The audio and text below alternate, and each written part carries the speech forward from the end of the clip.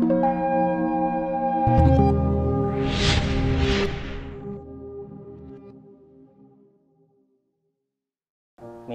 DRIMSI, Digital Repository of Endangered and Affected Manuscript in Southeast Asia, kembali dilaksanakan meski dalam kondisi pandemi COVID-19. Misi kali ini kita mulai dari 3 koleksi manuskrip yang ada di 3 surau yang ada di Kabupaten Solo. Ada 2 surau, yaitu Surau Parabisang dan Surau Cupa. Juga 1 surau di kota Solo, yaitu Surau Latia. Yang ketiganya ada di Provinsi Sumatera Barat, Indonesia.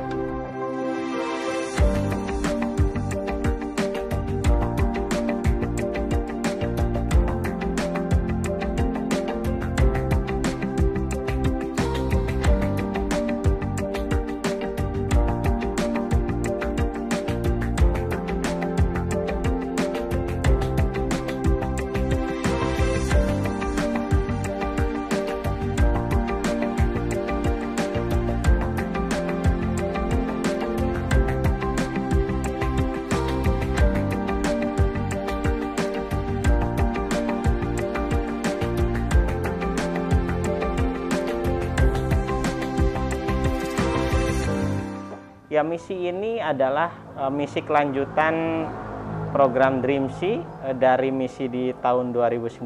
Sebelumnya adalah di Surau Simawang di Kabupaten Sijunjung.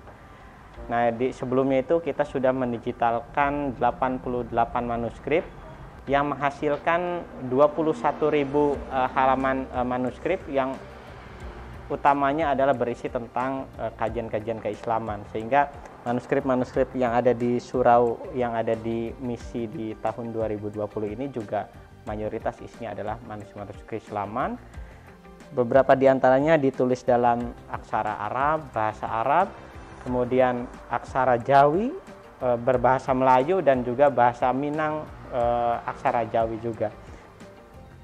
Seperti biasa, misi ini bekerja sama dengan sejumlah pihak. Yang pertama adalah Masyarakat Penaskahan Nusantara, anggota Manasa cabang Sumatera Barat, kemudian juga beberapa dosen dari Universitas Islam Negeri Imam Bonjol Padang, kemudian dosen dari Institut Agama Islam Negeri Batu Sangkar, dan juga Fakultas Ilmu Budaya Universitas Andalas di Padang.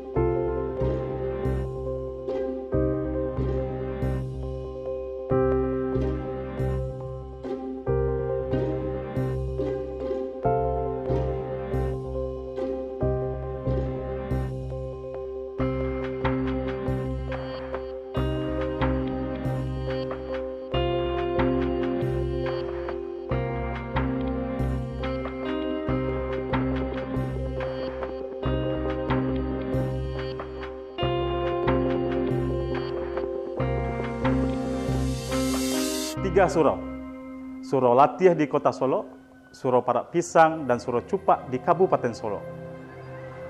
Dari 3 surau ini ditemukan 100 lebih manuskrip sebagai bukti tradisi intelektual yang pernah berlaku di ketiga surau ini.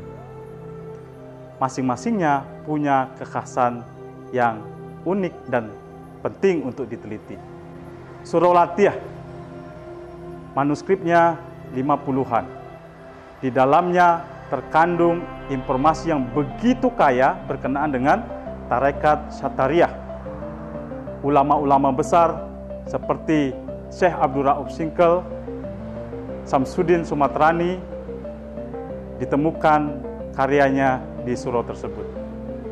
Tapi menariknya, surau ini dikenal sebagai Surau Tarekat Naksabandiyah. Surau Parak Pisang, ulama yang belajar dari seorang ulama dari kaum pembaharu, tetapi mengembangkan surau menjadi surau dari kalangan ulama tradisional. Ini dapat diketahui dari khasanah manuskrip yang ditemukan di Surau Parak Pisang. Surau Cupak ditemukan 40-an manuskrip, tetapi sayangnya hanya 20-an saja yang bisa diselamatkan dan didigitalisasi melalui program DRIMSI ini.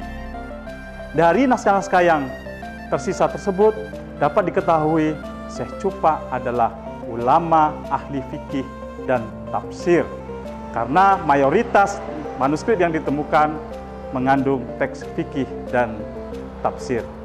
Tentu ini menarik, penting, dan harus segera dilakukan penelitian untuk mengupdate para peneliti sebelumnya.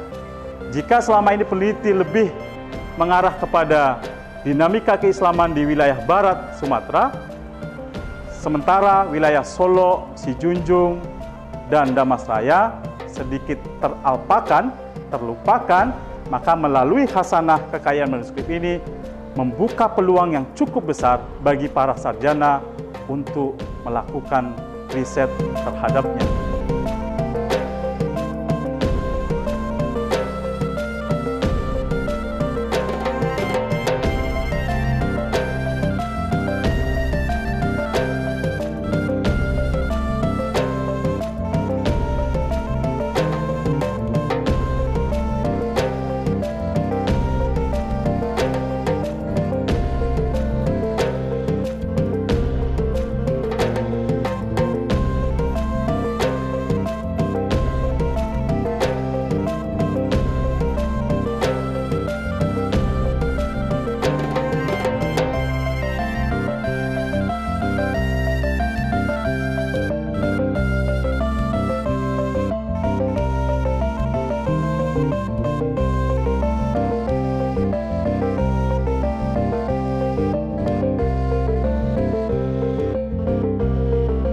Tiga surau yang sudah dijelaskan tadi, saya akan membicarakan satu di antaranya, Surau Parak Pisang. Kenapa? Karena dari manuskrip yang ditemukan, walaupun jumlahnya hanya 29, tentu saja angka ini adalah sisa yang sesungguhnya pada masa lampau jumlahnya cukup signifikan. Kenapa unik? Di antara 29 manuskrip itu tersimpan beragam teks dan tidak semuanya berkenaan dengan keislaman. Di sini, di Surau Parak Pisang, ditemukan naskah tentang pengetahuan tradisional, utamanya berkenaan dengan pengobatan tradisional. Di surau ini juga ditemukan naskah yang berisi teks kesusastraan, terutama dalam bentuk syair. Di surau ini juga ditemukan manuskrip yang di dalamnya terdapat teks Tambo dan Undang-Undang Minangkabau. Satu lagi yang membuat koleksi di Surau Parak Pisang menarik, di surau ini juga ditemukan satu naskah tafsir, tetapi di dalamnya terdapat iluminasi yang cukup cantik. Kenapa menarik?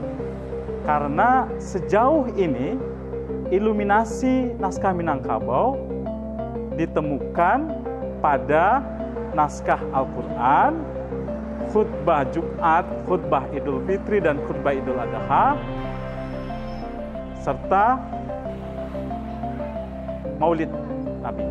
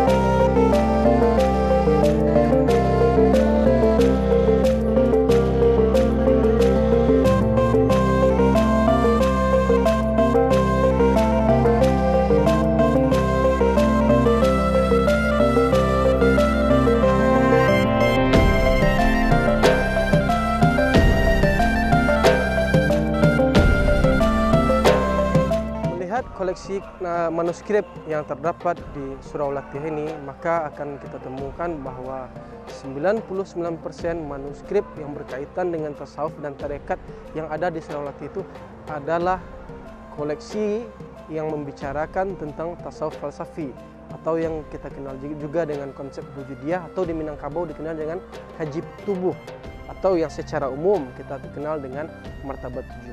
Nah, beberapa koleksi tasawuf falsafi ini dapat kita lihat ditulis oleh beberapa ulama terkenal. Salah satunya atau beberapa di antaranya adalah Abdul Rauf Singkel, Samsuddin Sumatrani, Ibnu Arabi, dan lain sebagainya. Nah, dalam manuskrip Surau Latih ini juga kita temukan salinan dari kitab Tanbihul Masyi yang ditulis oleh Abdul Rauf bin Ali Al-Fansuri, atau yang lebih kita kenal dengan Syekh Abdul Rauf Singkel, di mana penyalinan Tanbihul Masyi yang ada pada Surau Latih itu menyalin tahun penulisan asli dari kitab Tanbihul Masyi tersebut. Nah, selain itu, dalam keterangan penyalinan kitab Tanbihul Masyi itu dijelaskan bahwa kitab Tanbihul Masyi ini disalin oleh Rajo Lelo. Nah, di mana jika kita kaitkan dengan aspek sejarah, bahwa khalifah pertama Syekh Burhanuddin sekaligus sahabatnya itu bernama Idris, yang digelari juga dengan gelar Rajo Lelo. Nah, apakah penulis atau penyalin Tanbihul Masyi ini adalah Idris Rajo Lelo, khalifah Syekh Burhanuddin, atau Rajo Lelo yang lainnya?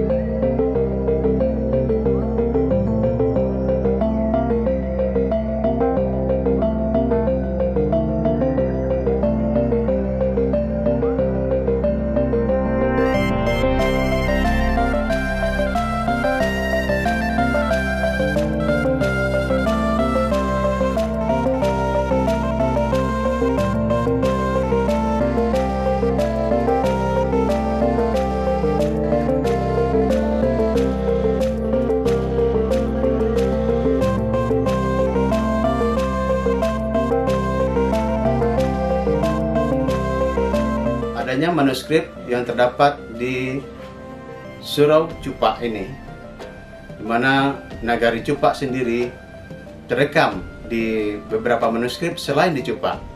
Misalnya ditemukan di Surau Simaung itu. Di situ dituliskan di kelopon manuskrip itu bahwasanya salah satu kitab selesai ditulis pada bulan Muharram di Baladi Cupak, jadi di Nagari Cupak. ketika kota Batu Banyak terbakar. Manuskrip yang lain juga disebutkan bahwasanya di negeri Cupak selesai ditulis manuskrip di waktu duha pada bulan Syawal. Jadi ada 2 manuskrip yang menyebut negeri Cupak di Simaung Sejunjung. Ini membuktikan adanya jaringan intelektual antara Surau Simaung Sejunjung dengan negeri Cupak. Di Cupak sendiri terdapat 2 nama Syekh yang masyarakat menyebutnya dengan Syekh Cupak. Yang pertama adalah Syekh Cupak Nantuwo yang sekarang rekaman sejarahnya hanya ditemukan berupa makam, dan sayangnya kita tidak menemukan jaringan intelektualnya. Dan Syekh yang kedua adalah Syekh yang berada di Dusun Lembang Jauh, Jorong Panyalayan Cupak, yang dikenal juga dengan Syekh Angku Baanjong. Angku Baanjong ini dilekatkan atau disematkan namanya karena Angku Baanjong ini menyebarkan pendidikan Islam di Cupak dengan bentuk suraunya memiliki anjungan yang tinggi. Nama Syekh Cupak sendiri dalam silsilah tarekat Satariyah itu berbeda. Kalau di Cupak sendiri kita temukan Syekh Cupak berada pada tingkat ketiga setelah Syekh Burhanuddin. Misalnya disebutkan Syekh Cupak menerima daripada Tuan Kadi Padangganting, menerima daripada Syekh Burhanuddin Ulakan Periaman. Ada 2 manuskrip di Cupak yang menjelaskan demikian. Berbeda dengan Surau Simaung, bahwasanya setelah di atas Syekh Cupak tidak langsung Tuan Kadi Padangganting, tetapi ada beberapa ulama selain Tuan Kadi Padangganting, setelah itu Syekh Burhanuddin Ulakan Periaman. Kemungkinan besar yang Syekh Cupak yang dimaksud di Surau Simaung itu adalah Syekh Cupak yang adalah Angku Baanjong ini. Beruntung program DRIMSI menemukan lokasi skriptorium di Minangkabau di Cupak ini. Meskipun pada saat ini kondisi manuskrip yang ada di Surau Cupak ini sangat memprihatinkan sekali. Ada yang sudah rusak, bahkan ada yang sudah hilang. Inilah suatu hal yang kita harapkan tidak akan terjadi di masa datang. Semoga isi manuskrip yang ada di Surau Cupak ini segera terselamatkan.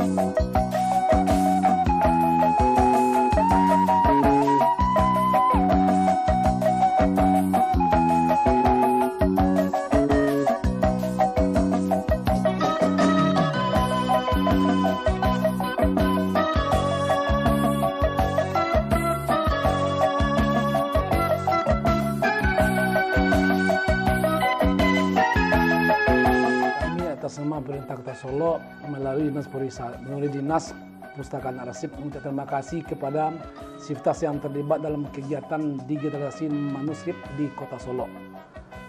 Terima kasih juga kepada Pak Pramono beserta tim dari UNAN dan juga terima kasih kepada DRIMSI dari Jakarta. Mudah-mudahan kita ini bisa menyambung silaturahmi kita dan menambah semangat Inta untuk bekerja sama?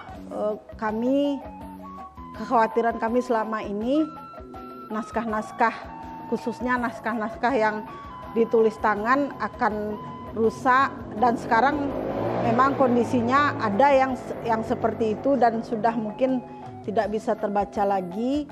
Nah, dengan adanya Dreamsea, naskah-naskah yang masih bisa diselamatkan itu udah dilakukan pendigitalisasi, dan itu tuh sangat kami apresiasi karena kekhawatiran kami untuk naskah-naskah seperti itu tuh sudah aman gitu.